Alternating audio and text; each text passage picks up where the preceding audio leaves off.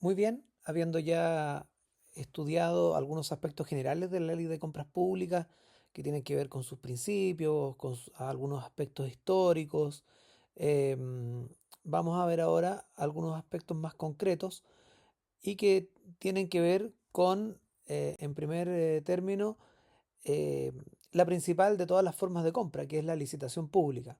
Luego vamos a ver algo de las bases de licitación y el contenido de estas bases para comprender íntegramente cómo opera este sistema de compras públicas y su principal modalidad, la regla general sin duda que es la licitación pública. ¿Qué es una licitación pública en primer lugar?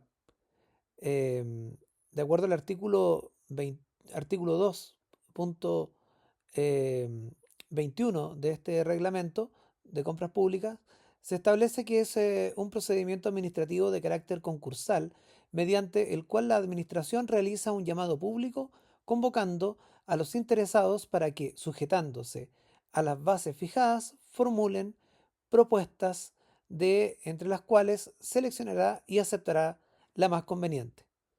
Ahí vamos a ver qué se entiende por esto de más conveniente. Podemos señalar además que estas bases de licitación son documentos aprobados por la autoridad competente que contienen el conjunto de requisitos, condiciones y especificaciones establecidos por la entidad licitante, que describen los bienes y servicios a contratar y regulan el proceso de compras y el contrato definitivo. Incluyen las bases administrativas y las bases técnicas.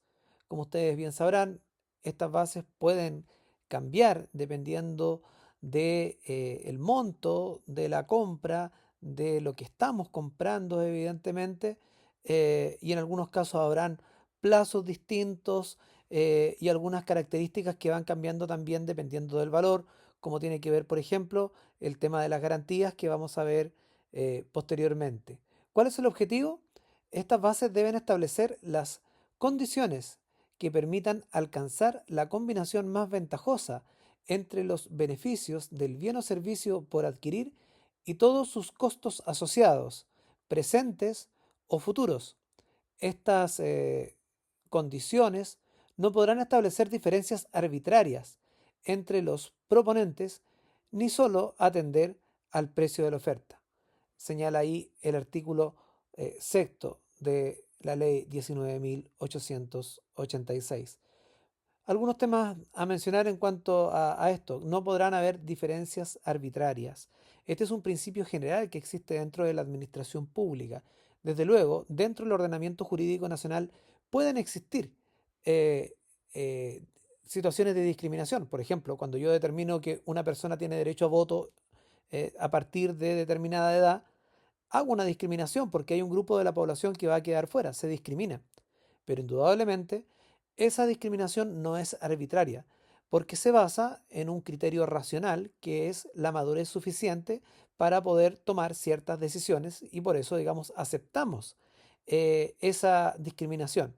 Entonces, como regla general, y también en las compras públicas, por cierto, la discriminación puede admitirse, pero tiene que estar bien fundamentada. El problema es cuando incurrimos en una arbitrariedad. ¿Qué es arbitrariedad? Sin duda, el mero capricho. Por eso es importante para los servidores públicos la resolución, el decreto, que da cuenta de el por qué yo justifico una determinada discriminación. El decreto tiene, todos lo sabemos, vistos y considerando. En los vistos van los argumentos de derecho y en los considerando los motivos de hecho que justifican, por ejemplo, una compra. Y si yo puedo establecer ciertas diferencias, esas tienen que estar muy bien justificadas y tienen que quedar claras de acuerdo a este decreto que instruye una compra determinada. Las bases de licitación tienen que dar cuenta, por cierto, de este tipo de situaciones, tienen que dar cuenta de por qué opto por un producto u otro, por qué opto por determinada determinado oferente en algún momento, y por eso se establecen estas tablas de evaluación con distintos eh, criterios. No solo puede ser el precio, la oferta, tiene que ese precio de la oferta ir acompañado de otros factores, porque indudablemente en un proceso de compra son otros factores los que priman también. Puede ser la experiencia, pueden ser otro tipo de factores que vamos a ver más adelante cuando veamos más en detalle las bases de licitación, pero sin duda no basta solo el precio, como dijimos anteriormente. En cuanto al contenido de las bases, y aquí nos basamos en el artículo 2 del reglamento, eh, es importante señalar que todos o parte de los antecedentes para ofertar pueden estar en Chile Proveedores, en cuyo caso no será necesario adjuntarlo a la oferta. Esto en cuanto a las condiciones que deben cumplir los oferentes para que sus ofertas sean aceptadas, ¿ya? Hay una serie de inhabilidades eh, para ofertar, y de hecho cuando, por ejemplo, uno postula a una licitación, tiene que firmar electrónicamente, por cierto, una declaración que da cuenta de que no me afecta como oferente una determinada inhabilidad. Además, hay otros factores que se consideran en esta materia. em, por ejemplo, los parentescos, por ejemplo, las prácticas antisindicales, la infracción a los derechos fundamentales de los trabajadores, los delitos concursales, son todas situaciones que no tienen que darse y que se consideran importantes a la hora de ofertar al Estado. Aquí es importante señalar que hay importantes modificaciones. Recordemos que la reforma, las últimas reformas a la ley de compras públicas, tienen como uno de sus principales fundamentos la probidad. Y en pos de esa probidad se han hecho algunas modificaciones que vamos a ver ya probablemente en el último módulo, y que vienen a hacer ciertos cambios a estas normativas que hasta hace poco regían en materia de compras públicas. En definitiva, la reforma viene a complementar estas normas que, para que no se entienda mal, siguen vigentes, pero se ven complementadas por una serie de normativas que al ya transcurrir algunos años de vigencia de esta ley de compras públicas, viene a profundizar diversos aspectos, entre ellos aplicar de mejor forma el principio de probidad.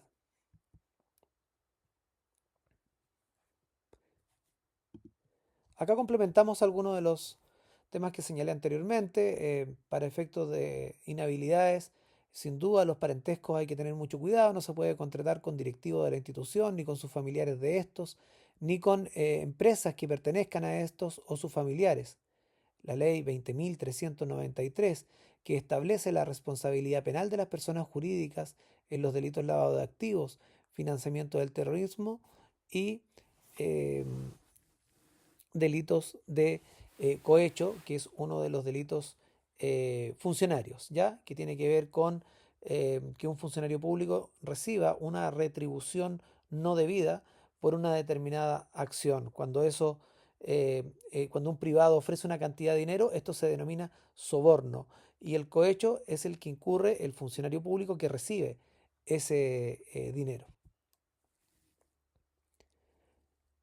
Otro aspecto importante a señalar es indicar que los requisitos que debe cumplir el oferente para que su oferta sea aceptada, bueno, en general se utilizan certificaciones como normas chilenas, resoluciones de organismos públicos como SNS u otros, certificaciones de calidad, registros de vivienda, registro MOB, registro proveedor propio, etcétera. Estos son entonces em, requisitos propios de cada proceso.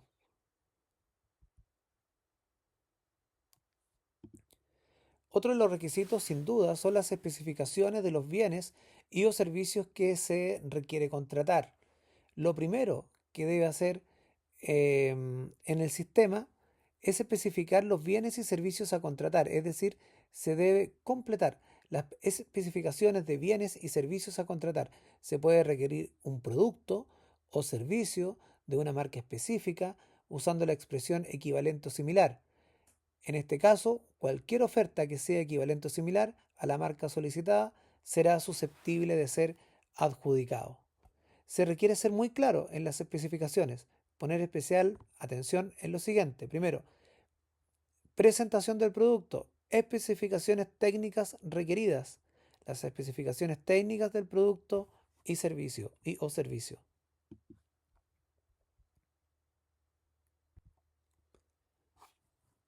Seguimos con el contenido de las bases de acuerdo al artículo 22 del reglamento. Vamos a ver las etapas y plazos de la licitación. Fecha de publicación. Esta fecha es generada por el sistema y queda definida por el día y la hora en que se hace efectivamente la publicación. En segundo lugar, tenemos la fecha de cierre de recepción de ofertas, fecha y hora límite para que los interesados entreguen las ofertas a través del sistema, a través del portal. Recordar que los plazos de publicidad mínimos establecidos en el artículo 25 del reglamento son los siguientes. Esto siempre es importante tenerlo claro, sobre todo en las municipalidades donde las compras pueden ser muy variadas, bueno, y en general en los servicios públicos. ¿Ya? Muchas veces los equipos de adquisiciones se distribuyen de acuerdo a las compras que se realizan. A veces son equipos distintos, pero en definitiva siempre hay que tener presente este tipo de plazos que están en el reglamento. 30 días corridos para licitaciones iguales o superiores a las 5.000 UTM, 20 días corridos para licitaciones iguales o superiores a las 1000 UTM y menores a 5000 UTM, 10 días corridos para licitaciones superiores a 100 e inferiores a 1000 UTM y 5 días corridos para las licitaciones iguales o inferiores a 100 UTM. Cabe señalar acá que aquí hay una excepción a la regla general que existe en el derecho administrativo de que los plazos son de días hábiles. Acá, en los procesos de compras públicas, como muy bien se señala ahí, son días corridos. Siempre, más allá de que este sea un curso de compras, ¿verdad? Hay que tener presente que los plazos en materia administrativa son de días hábiles a menos que la ley diga lo contrario. Y aquí hay claramente un ejemplo donde se dice expresamente que son días corridos.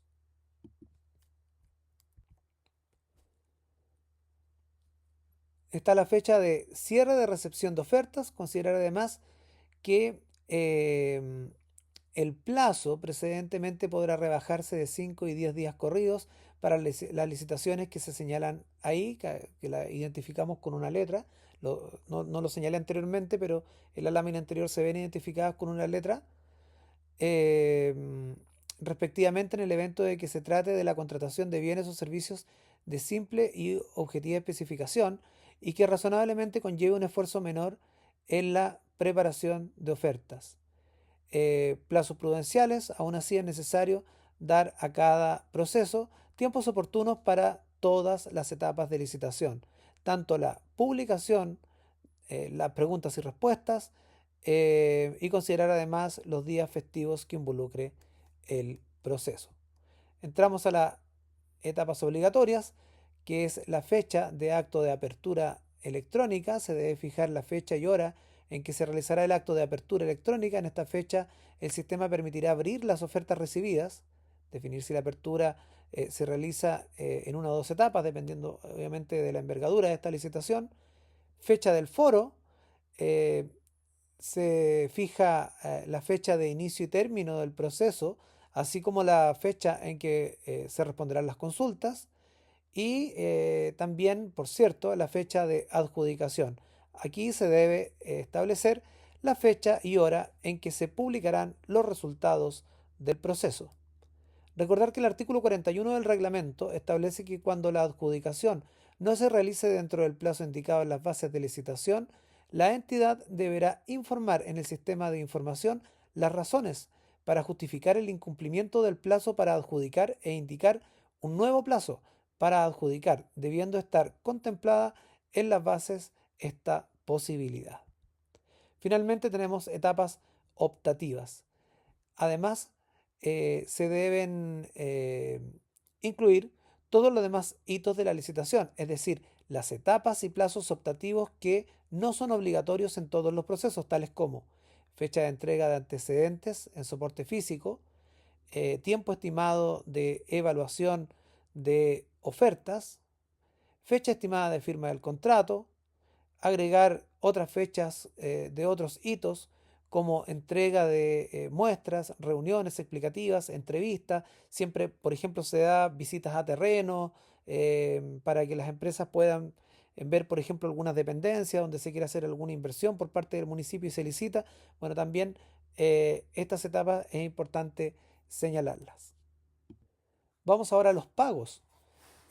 A propósito de este artículo 22 del reglamento que nos dice cómo proceder con las bases de licitación. En cuanto a los pagos, se debe especificar en las bases la condición, plazo y el modo en que se compromete el o los pagos del contrato de suministro y servicio, una vez recibidos conforme los bienes o servicios de que se trate, lo que debe ajustarse a lo dispuesto en el artículo 79 bis del reglamento, 30 días como máximo, ¿ya?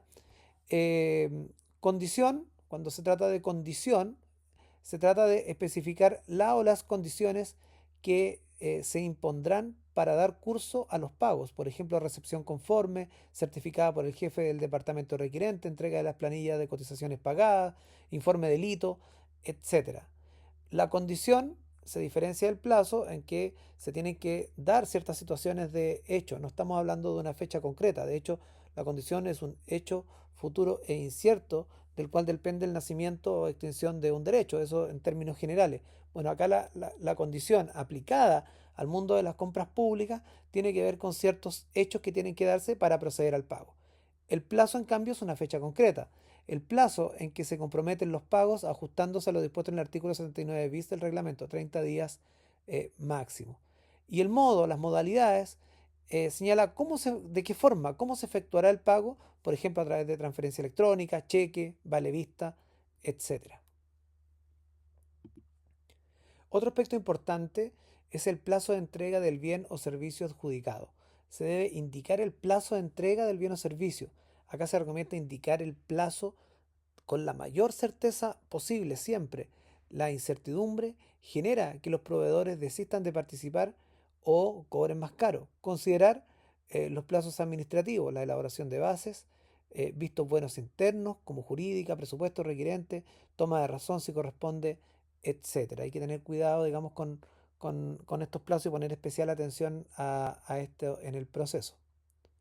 En cuanto a la naturaleza y monto de las garantías que la entidad exija a los oferentes, podemos señalar lo siguiente. Bueno, existen distintas garantías. Eh, la primera es la garantía de seriedad de la oferta. De acuerdo al artículo 31 del reglamento, esta garantía será solicitada a los interesados en las respectivas bases y debe ser enviada en la forma y plazo señalada en ellas, con anterioridad al cierre y apertura de las ofertas. Aquí es importante considerar lo siguiente y por eso lo destaqué acá en la presentación. La garantía podrá otorgarse mediante uno o varios instrumentos financieros de la misma naturaleza que en conjunto representen el monto o porcentaje a caucionar, es decir, a garantizar, y entregarse de forma física o electrónicamente. En segundo lugar, hay que tener presente que la entidad solicitante establecerá en las bases el monto y el plazo de vigencia, la glosa que debe contener y si la caución o garantía debe expresarse en pesos chilenos o en otra moneda o unidad de fomento. Finalmente, en tercer lugar, queremos destacar como algo importante que la caución o garantía deberá ser pagadera a la vista, tomada por uno o varios integrantes del adjudicatario y tener el carácter de irrevocable. Así que es siempre importante señalar estos aspectos en las bases. De acuerdo al artículo 31 del reglamento, esta garantía será solicitada a los interesados en las respectivas bases y deberá ser enviada en forma y plazo señalada en ellas con anterioridad al cierre de las ofertas, como lo dijimos anteriormente, no está de más recordarlo. Em, También es importante señalar referente a esta garantía de seriedad de la oferta que siempre, digamos, cuando se exige a los proveedores, muchos no les parece o tienen dudas, qué sé yo. Bueno, que al momento de regular la garantía de seriedad, las bases no podrán establecer restricciones respecto a un instrumento en particular, debiendo aceptar cualquiera que asegure el cobro de la misma manera rápida y efectiva, siempre que cumpla con las condiciones dispuestas en este artículo que estamos comentando, y aquí el 31 del reglamento. Además, la entidad licitante solicitará a todos los oferentes la misma garantía en lo relativo al monto y vigencia. Tiene que ver con la igualdad, por cierto. Y finalmente, el otorgamiento de garantía o seriedad será obligatorio en las contrataciones que superen las 2.000 unidades tributarias mensuales. Aquí siempre hay dudas. Aquí está la norma entonces. El otorgamiento de la garantía de seriedad será obligatorio en las contrataciones, en las licitaciones que superen las 2.000 unidades tributarias mensuales. Vamos a otra garantía, que es la garantía de fiel cumplimiento del contrato. El artículo 68 del reglamento señala que esta garantía será solicitada solo al proveedor adjudicado, a diferencia de la otra que se hace a todos quienes presentan una oferta. Esta solo, entonces, se requiere del proveedor adjudicado. La garantía de cumplimiento es para garantizar el fiel y oportuno cumplimiento del contrato, una vez producida la adjudicación.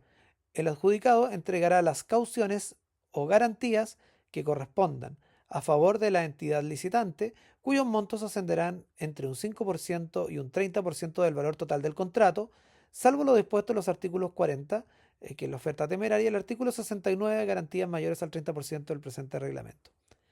Podemos señalar además que las bases administrativas que regulen contratos de ejecución sucesiva podrán asociar el valor de las garantías a las etapas, hitos o periodos de cumplimiento y permitir al contratante la posibilidad de sustituir la garantía de fiel cumplimiento, debiendo en todo caso respetarse los porcentajes precedentemente indicados en relación con los saldos insolutos de contrato a la época de la sustitución.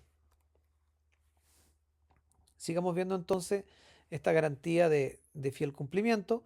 Es importante señalar que en el caso de las contrataciones de prestación de servicios se entenderá sin necesidad de estipulación expresa que las garantías constituidas para asegurar el fiel cumplimiento del contrato caucionan también el pago de las obligaciones laborales y sociales de los trabajadores de los contratantes. Eso no siempre se tiene claro, pero es importante tenerlo presente cuando hay problemas de pagos a los trabajadores. La caución o garantía deberá ser pagadera a la vista y tener el carácter de irrevocable. Seguimos entonces con esta garantía de fiel cumplimiento del contrato. Eh, las bases no podrán establecer restricciones, ahí quedó algo, se enredaron un poco las letras. Bueno, no pondrán restricciones a determinados instrumentos al momento de exigir una garantía de cumplimiento, debiendo aceptar cualquiera que asegure el pago de la garantía de manera rápida y efectiva, siempre que cumpla con las condiciones dispuestas en el presente artículo. Además, el otorgamiento de la garantía de cumplimiento será obligatorio en las contrataciones que superen las 1.000 unidades tributarias mensuales. Aquí entonces hay que tener presente que esta garantía, como recuerdo, se exige a quien se adjudica una determinada licitación, y el monto, que siempre, o el límite o el margen, que es obligatoria en las contrataciones que superen las 1.000 unidades tributarias mensuales. Seguimos entonces con esta garantía de fiel cumplimiento del contrato. El adjudicatario deberá entregar la garantía cumpliendo a la entidad licitante al momento de la suscripción del contrato definitivo, a menos que las bases establezcan un momento distinto. Eso entonces en cuanto a la garantía de fiel cumplimiento. Existe otro tipo de garantía, que es la garantía de anticipo. Estas dos primeras que vimos en realidad son mucho más comunes que estas que vamos a ver a continuación. Esta garantía de anticipo según el artículo 73 del reglamento, será solicitada solo al proveedor adjudicado cuando éste solicite un anticipo de los pagos, lo que podrá hacer solo si las bases contemplan esta posibilidad. Y hay que considerar que si las bases permiten la entrega de anticipos al proveedor, la entidad licitante deberá exigir una garantía de anticipo por el 100% de los recursos anticipados. En este caso, se permitirán los mismos instrumentos establecidos al regular la garantía de cumplimiento que vimos anteriormente. La devolución de las garantías por anticipo se efectuarán dentro del plazo de 10 días hábiles contados desde la recepción conforme por parte de la entidad de los bienes o servicios que el proveedor haya suministrado con cargo al respectivo anticipo. También existen garantías estructurales. Estas son garantías de obras. En los casos de contrataciones de obras, las bases pueden considerar una garantía adicional por la duración que se espera de la obra. No vamos a profundizar en ella porque son más escasas.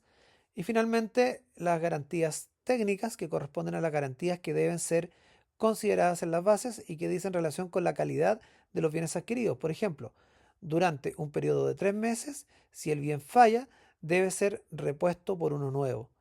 Transcurrido ese tiempo y por 6 meses, si el producto falla, debe ser reparado gratuitamente. También se suele pedir esto como parte de la oferta.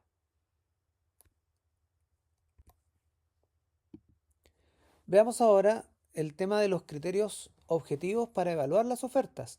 El artículo 38 del reglamento señala que los criterios de evaluación tienen por objeto seleccionar a la mejor oferta o las mejores ofertas de acuerdo a los aspectos técnicos y económicos establecidos en las bases.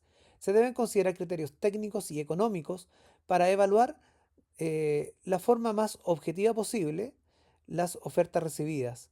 Se deberán considerar uno o más factores y podrán incorporar, en caso de estimar lo necesario, uno o más subfactores.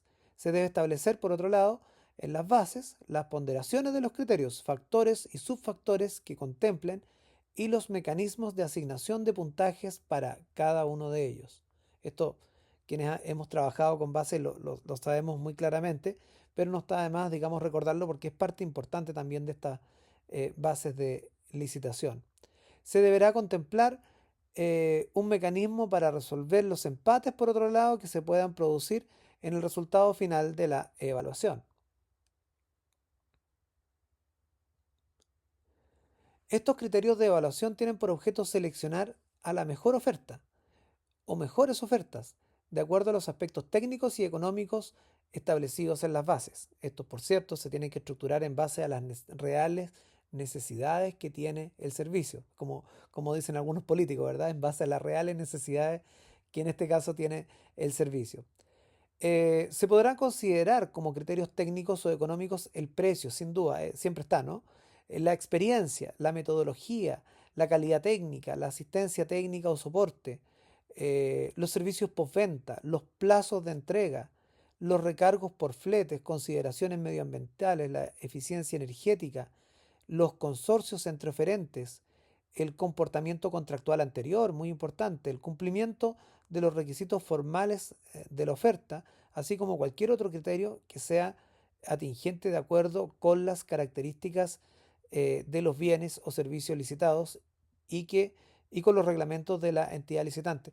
Bueno, muchas veces cuando hacemos base nos encontramos en esta disyuntiva. Bueno, ¿qué criterio vamos a utilizar? Siempre el precio está, la experiencia, pero aquí aparecen muchos otros que pueden considerar a la hora de evaluar una oferta.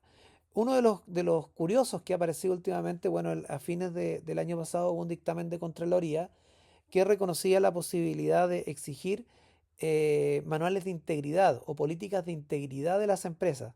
Todo esto tiene que ver con la integridad dentro de la administración pública. La integridad tiene que ver con un paso más allá de la probidad. Cuando yo digo que una persona es íntegra, pareciera ser que involucro más aspectos de su vida que la sola probidad. Y la administración pública apunta hacia allá. Pero esa integridad que muchas veces se tradujo en que muchos servicios públicos tuvieron que hacer códigos de ética en los cuales los funcionarios se comprometían para con la organización en cosas que en la ley no estaban establecidas, o se presumían, o se daban como se entendía que era así, como por ejemplo el cumplimiento de horarios, la utilización eficiente del tiempo, reducir el tiempo del cafecito en la mañana. Bueno, eso, que eran compromisos de los funcionarios para con el servicio, que constituían los códigos de ética, se inspiraban en esta integridad pública. Pues bien, esta integridad no solo se entiende que involucra aspectos públicos, sino también privados. Todo aquello tiene por finalidad evitar casos de corrupción. Entonces las políticas de integridad tienen que ver con esta tendencia a exigir al mundo privado que también se preocupe de estos temas. Este cumplimiento normativo en el mundo privado recibe el nombre de compliance y tiene que ver con que cada empresa tenga ciertas políticas internas para prevenir casos de corrupción. Y esto tiene que ver, como por ejemplo, con capacitar a los funcionarios o a los empleados de esa empresa en temas de corrupción, delitos funcionarios públicos, qué es lo que es la corrupción, los valores de la empresa, las normativas que hay que cumplir, los delitos que afectan a las personas jurídicas, todos estos temas, el lavado de activos, todos estos temas, se busca que las personas que trabajan en determinadas empresas sean capacitadas.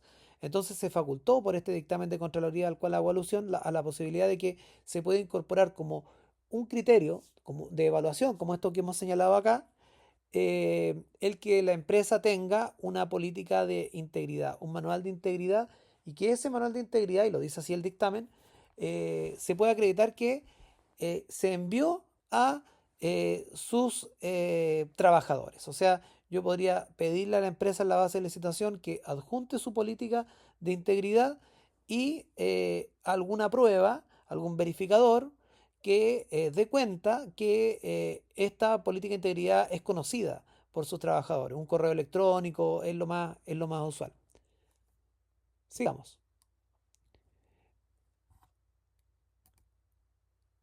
Bueno, la idea central acá, como hemos dicho, es seleccionar la mejor oferta o las mejores ofertas, ¿no?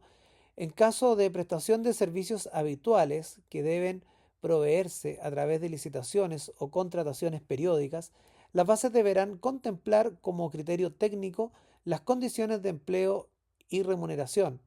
Para evaluar este criterio, se podrá considerar como factores de evaluación el estado de pago de las remuneraciones y cotizaciones de los trabajadores, la contratación de discapacitados, el nivel de remuneraciones sobre el sueldo mínimo, la composición y reajuste de las remuneraciones, la extensión y flexibilidad de la jornada de trabajo, la duración de los contratos, la existencia de incentivos, así como otras condiciones que resulten de importancia en consideración a la naturaleza de los servicios contratados. ¿Ya? Entonces, esto es importante en los municipios, por ejemplo, no sé, yo recuerdo, yo fui administrador municipal y siempre las licitaciones que tienen que ver con aseo y ornato, con áreas verdes, indudablemente involucran una cantidad importante de trabajadores y estos son factores que se pueden considerar.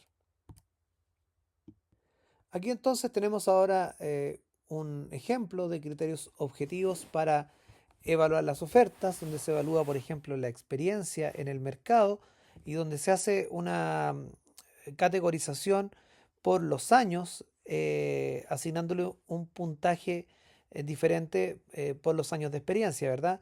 También los proyectos, la cantidad de proyectos de gestión documental realizado, por ejemplo, acá eh, la acreditación del jefe de proyecto con un perfil determinado, ¿verdad? Plazo comprometido para la entrega del ofertado, el cumplimiento de los requisitos formales, etcétera. Todo ello se le asigna un puntaje. Es bastante laborioso hacer unas bases, por cierto, y contemplar esto involucra un trabajo no menor, pero acá lo señalé como un ejemplo, ¿verdad?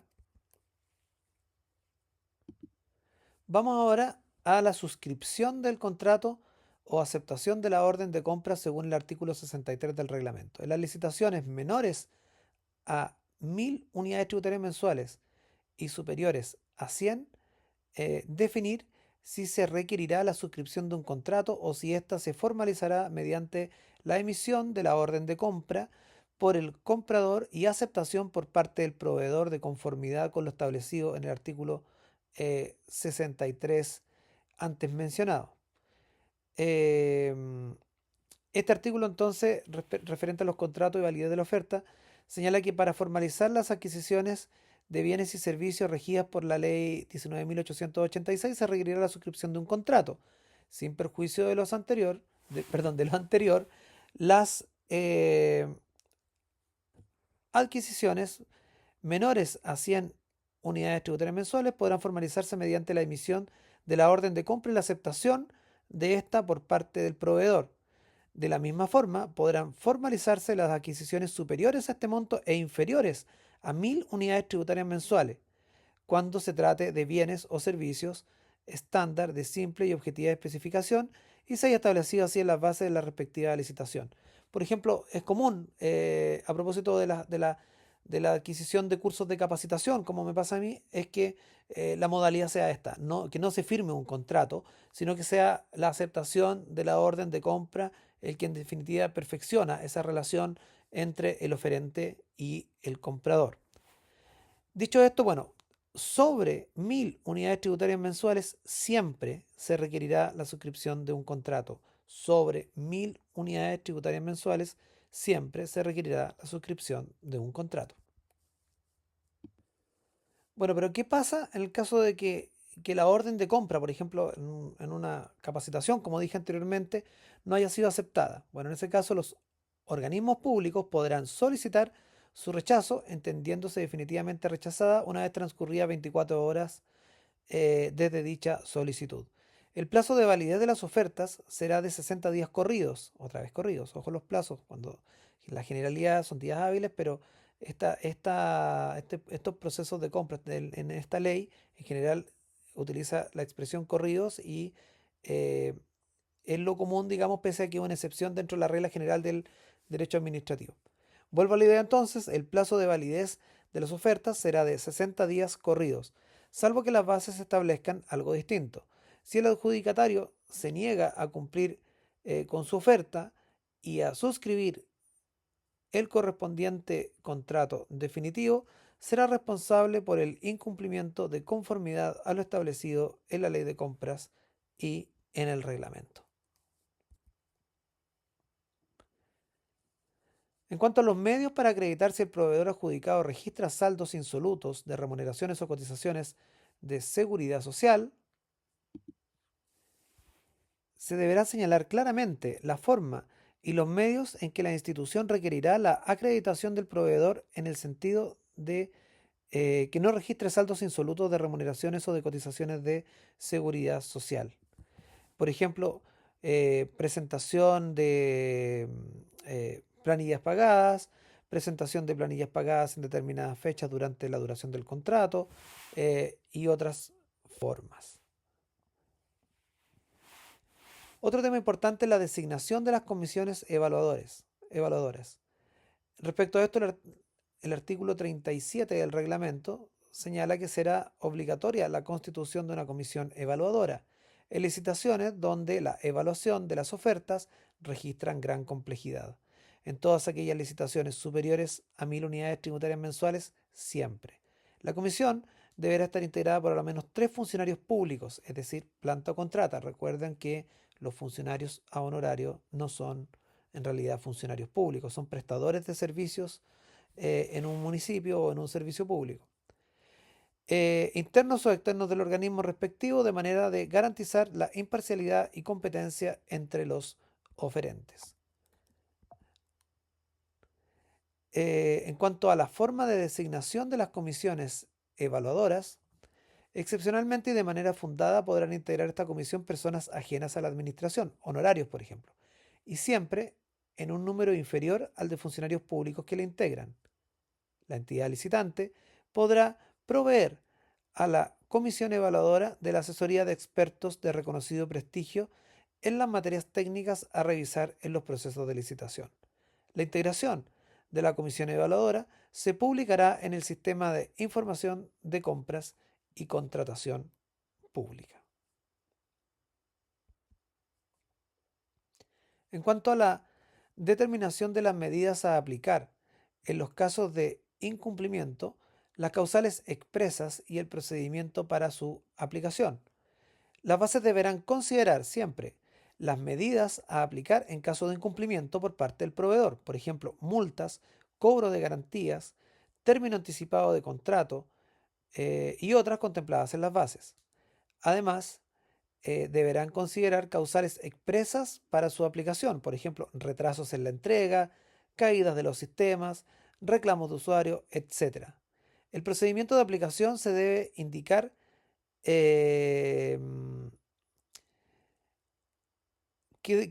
cómo se consideran las formas de notificación, los plazos, los descargos. O sea, el procedimiento tiene que ser claro y quien en definitiva postule a una oferta tiene que tener claro cuáles van a ser las vías también para poder también defenderse, ¿verdad? Y en ese sentido, recordar la importancia de las bases de licitación en estas materias, que muchas veces se centran en el tema del producto adquirido, en los criterios de evaluación, pero a veces se descuida este aspecto no menor, que es importante cuando se incurre en algún tipo de incumplimiento.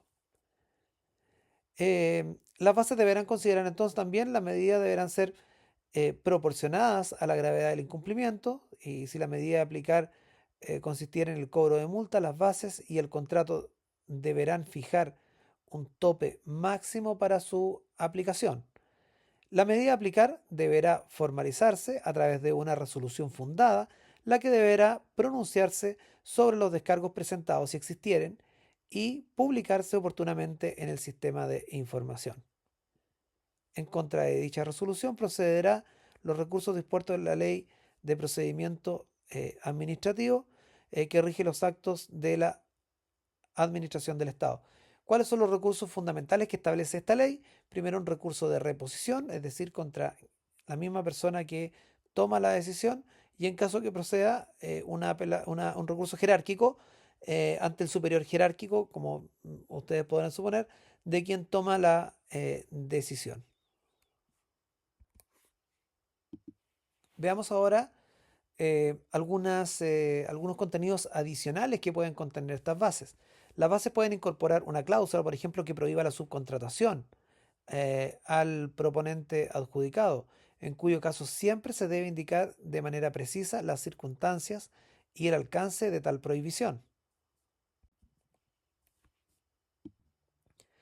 En cuanto a otros contenidos adicionales, oye, acá se me desconfiguró todo en realidad. Mil disculpas por esta lámina, pero bueno, esto trata en el fondo de que en la evaluación yo puedo considerar algunos criterios importantes que tienen que ver con el impacto social. Por ejemplo, cumplimiento de normas que privilegien el medio ambiente, la contratación de personas con alguna discapacidad o vulnerabilidad social, materias relacionadas con tercera edad, con equidad de género, etcétera, impulso de empresas de menor tamaño, descentralización y desarrollo local. Yo puedo poner, por ejemplo, alguna eh, preferencia para empresas de carácter locales. Evidentemente no puede ser un requisito de admisibilidad, sino puede tener un porcentaje dentro de la evaluación. Estos puntajes o ponderaciones no podrán en caso alguno ser los únicos que se considerarán para determinar la adjudicación de la forma más conveniente. ¿Ya? Em, Otras disposiciones, entonces, establecer bases técnicas. En las bases técnicas se pueden poner muchos detalles. En los niveles del servicio también puedo ser muy específico en las bases. También les recuerdo que estamos viendo estos contenidos adicionales. Las causales de cobro de las boletas de garantía también pueden ser muy específicas. Y agregar cualquier disposición contractual en definitiva mientras no sea contrario a la ley de compra y a su respectivo reglamento, ¿ya? También es importante en cuanto a a la base de la resolución de empate, las bases deberán contemplar un mecanismo para resolver los empates que puedan producir en el resultado final de la evaluación. Por ejemplo, en caso de que dos o más ofertas obtengan un mismo puntaje, se adjudicará de acuerdo a la oferta que obtuvo mayor puntaje en criterio de precio, la oferta que obtuvo mayor puntaje en criterio de plazo de entrega, o la oferta que tenga algún criterio de carácter inclusivo. eh, la oferta que ingresó primero al portal, etcétera. Son todos temas que se pueden considerar para desempatar cuando ocurre esta situación. También, en cuanto a los mecanismos para solución de consultas respecto a la adjudicación, las bases deberán publicar la mayor cantidad de información respecto al proceso de evaluación, tal como informes técnicos, actas de comisiones evaluadoras, cuadros comparativos, entre otros. Igualmente deberá indicar el mecanismo para la resolución de consultas respecto a la adjudicación. Por ejemplo, en caso que una vez publicada la adjudicación persistan dudas respecto a esta, se deberá proceder como sigue. Existirá un plazo de 5 días hábiles para hacer consultas contados de la fecha de publicación de la adjudicación.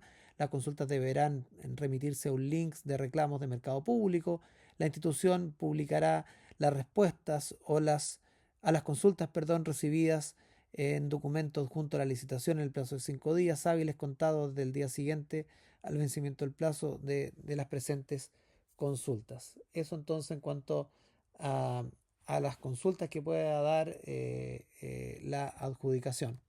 También se pueden agregar algunas modificaciones, si se requiere hacer modificaciones a las bases, una vez que han sido publicadas, se debe tener en cuenta que deben hacerse antes del cierre de la recepción de oferta. Evidentemente, no puede después de cerrarse esta etapa de recibir ofertas, las reglas del juego. Entonces deben hacerse antes del cierre de la recepción de ofertas. Siempre se debe dar un plazo prudencial para adecuar la oferta y debe hacerse por resolución o decreto, que en definitiva sabemos que es la forma en que la autoridad toma las decisiones, ¿ya? Em, Eso entonces en cuanto a lo que debe contener estas bases de licitación. Quiero echar un vistazo ahora a esto de los criterios de evaluación, que siempre es importante en una licitación. En primer lugar, de su aplicación se obtendrá los puntajes asignados a cada oferta y por tanto se obtendrá la oferta adjudicada. Permite transparentar el proceso de adjudicación. Permite además destacar los atributos y características del bien o servicio y adquirir orientado al proveedor. Permite discriminar entre las diversas ofertas, logrando elegir la más adecuada para la institución, tanto en términos administrativos, técnicos como económicos. Por eso es importante estos criterios de evaluación y yo diría que uno de los aspectos centrales que hay que tener presente para hacer unas buenas bases, en definitiva. El artículo 20 del reglamento señala que la entidad licitante no atenderá al posible precio del bien o servicio, sino a todas las condiciones que impacten en los beneficios o costos que se espera recibir del bien o servicio. Se señala además en el artículo 41 del reglamento que la entidad aceptará la propuesta más ventajosa, considerando los criterios de evaluación con sus correspondientes puntajes y ponderaciones establecidos en las bases y en el reglamento. Algunos aspectos importantes. Los ejes centrales de un proceso de licitación, requisitos de participación, son los elementos básicos que debe tener el requerimiento y que pasan a ser indispensables para la adquisición. Definición de los bienes y servicios requeridos. Son características que se solicitan del requerimiento al momento de realizar la adquisición. Criterios de evaluación son factores que nos permiten medir y evaluar las ofertas entregadas por los proveedores, ¿ya? Entonces, bueno, los criterios más utilizados por los servicios públicos los conocemos, ¿no? El precio, evidentemente, los dos mecanismos más habituales son esto de el precio mínimo ofertado, el ranking de precios ofertados, etcétera. Otro criterio muy utilizado e importante es la calidad técnica, considerando que existen diferentes criterios para medir la calidad técnica de los bienes, en que la mejor práctica será definir previamente qué se entiende por calidad y asignar puntaje a cada atributo. Así que ahí hay algunos ejemplos que pueden tener, digamos, a disposición. Acá vemos el criterio de experiencia, que es un mecanismo de asignar un puntaje de acuerdo a los proyectos ejecutados. En este caso, antes de asignar los puntajes, el servicio debe decidir si le interesa a un proveedor con mucha experiencia o poca experiencia y la forma de presentar los antecedentes. ¿Ya? También para, por ejemplo, en el rubro en que estoy yo, que en las capacitaciones la experiencia se mide mucho, la experiencia de la empresa, y por otro lado se puede medir la experiencia del relator, del profesor concreto que se hace una determinada actividad. Eso también es importante. Cuando en el mundo de las capacitaciones, evidentemente cuando se adquiere un producto es una realidad distinta. Otro tema importante, colocar en todas las planillas el campo de no informa de manera de asignarle puntaje al momento de realización de la evaluación. Indicar que el precio debe ser ofertado en valores netos, especificar si los plazos entregados son de días hábiles o corridos, asignar puntaje a cada ítem considerando y determinar cómo será realizada la evaluación, subir todos los anexos al momento de publicar la licitación y si se sube un documento de manera posterior debe verificar que el proveedor tenga el tiempo suficiente para poder complementar su oferta. Muchas veces en el foro aparecen dudas de los oferentes, digamos, y eso motiva que se emita una resolución que complemente las bases, pero muchas veces eso tiene que considerar un tiempo prudente para que todos los oferentes conozcan estos cambios y también puedan postular en igualdad de condiciones. En cuanto a las compras sustentables, ¿qué es esto de las compras sustentables? Bueno, son aquellos en cuyo proceso de contratación se consideran no solamente las variantes económicas, sino también las variantes sociales o medioambientales. Realizamos compras sustentables cuando en nuestros procesos de identificación de necesidades, definición de bases y o términos de referencias y selección de las ofertas buscamos el adecuado equilibrio social y económico y ambiental entre los distintos factores o componentes de los productos o servicios que contratamos. En la práctica, eh, análisis previo a las características del bien o servicio a adquirir, trato directo, uso de criterios de evaluación sustentable, etcétera, etcétera. Uso de consideraciones sustentables en criterios de desempate, verificación de cumplimiento desde la ejecución del contrato. Ahí está cómo ponemos en la práctica este tema de la sustentabilidad, ¿ya?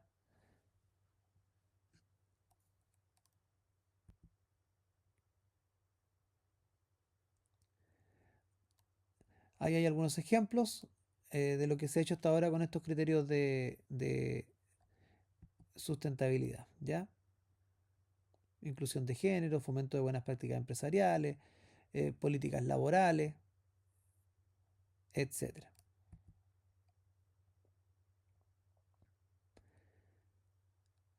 Em, También como parte de los elementos constitutivos de una evaluación, rangos, metas, indicadores, etcétera. Ahí hay algunos ejemplos, no me voy a detener en esto para terminar dentro del plazo, ¿ya? Ahí les dejo algunos detalles referentes a este criterio de sustentabilidad.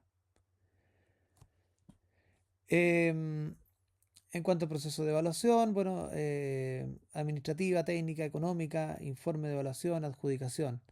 Estas son aquellas consideraciones que debemos tener para este proceso evaluativo. Entrega de información para orientar a la adjudicación de la compra, se busca identificar tempranamente las ofertas que no satisfacen los requerimientos, ayuda a comparar ofertas con fortalezas en distintos ámbitos. Cuando bueno, el portal distingue ahí entre, por ejemplo, los anexos, los administrativos, los técnicos, los económicos, etcétera, que deben servir de base para una buena evaluación. Esto de la evaluación administrativa, ¿cuál es el objetivo? Primero, bueno, asegurar que se satisfagan los requisitos administrativos de la licitación. Estos requerimientos deben reflejar la naturaleza de la contratación, riesgo, complejidad, características del mercado. Simplificación de trámites, no requieren información que se pueda obtener directamente de otros órganos. Riesgos, descalificar ofertas atractivas. Enfoque alternativo, registro de proveedores, declaración de representante legal, etcétera. En ocasiones se realiza con un proceso previo de licitación con el objeto de preseleccionar un número manejable de oferentes calificados. En cuanto a la oferta técnica, el objetivo es asegurar que se contrate una solución adecuada a las necesidades de la institución. Esto es descalificar ofertas insatisfactorias, establecer un criterio objetivo de comparación para ofertas satisfactorias. Se debe considerar la calidad del producto, la calidad del servicio, idoneidad de la calificación de los oferentes. Ahí les dejo toda esa información. En cuanto a las estrategias para la evaluación técnica, que seguramente en alguna licitación concreta les puede servir, ¿ya? Ahí hay más antecedentes, como les digo, no me quiero detener en esto que es más como ejemplificador. Por ahí entonces está el tema de las evaluaciones, evaluación técnica de idoneidad y calificación de oferentes. Eh, Frecuentemente la evaluación de oferentes se queda en aspectos formales que no necesariamente garantizan la buena contratación. Eh, pero bueno, es una herramienta práctica para obtener mejores oferentes y mejores servicios. Prestigio de la marca, nivel de estudio de los profesionales, algo ya comentamos al respecto. Para hacer una buena evaluación de oferente es necesario concentrarse en las experiencias relevantes para el éxito del contrato, privilegiar experiencia específica por sobre la general, no quedarse solo con la presentación escrita, perdón, pedir referencias de clientes, pedir demostraciones, entrevistar a los principales profesionales. Desde luego todo esto en el mundo ideal, sabemos que en el mundo público la cantidad de trabajo no da tiempo para hacer todos estos pasos, pero indudablemente de vez en cuando, dependiendo también de la licitación que se haga, es importante considerar estos aspectos. En cuanto a la evaluación económica ahora, ya vimos lo administrativo, lo técnico, lo económico. Hay métodos para asignar el puntaje, hay que definir la escala, definir el criterio para fijar puntaje máximo, definir criterio para fijar puntaje mínimo, establecer fórmula de cálculo. Eso es lo que algunos abogados le hacemos el kit y nos complica en las bases de licitación porque no está dentro de nuestra área, pero es un aspecto central de las bases de licitación. Aquí algunos criterios, como el menor precio ofertado, precio meta, etcétera. Y también le dejo acá estos como antecedentes importantes que les pueden servir en alguna licitación que tengan que realizar. Algunas recomendaciones para definir los métodos de evaluación: enfocarse en los factores críticos de éxito para la licitación, no quedarse solo con lo escrito, demostraciones de productos, pruebas de laboratorio, eh, certificaciones de calidad, referencia de clientes, establecer claramente las diferencias entre los oferentes. En cuanto, bueno, privilegiar experiencias específicas en materia de contrato, evitar requerimientos que dificulten la presentación de ofertas y no contribuyan a tomar una mejor decisión, emplear criterios objetivos y demostrables, considerar plazos suficientes para realizar evaluación. Hay algunos entonces consejos, ideas, parámetros para que puedan tener presente cuando se deba evaluar una oferta desde el punto de vista ya sea administrativo, técnico o económico. Dicho esto, muchas gracias. Terminamos con este módulo. Espero que haya sido de utilidad. Les dejo y les adjunto cierta información relevante que tiene que ver con esta materia para que puedan leer y perfeccionar un poco más estas áreas. Y gracias por su atención y nos vemos, por cierto, en el siguiente módulo.